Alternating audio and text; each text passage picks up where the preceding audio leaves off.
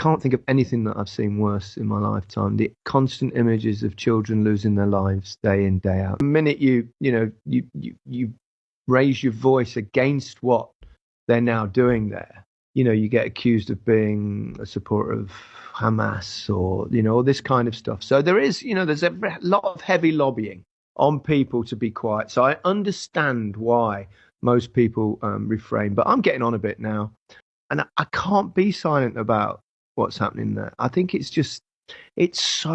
so utterly awful. It's not anti-Semitic to say that what Israel is doing is wrong.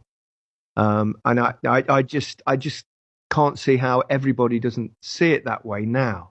For whatever the cause, whatever started it, and we all know that the history of this area of the world goes way before October the 7th. But it's truly dreadful what's happening, and I cry on a regular basis when I see certain images on social media.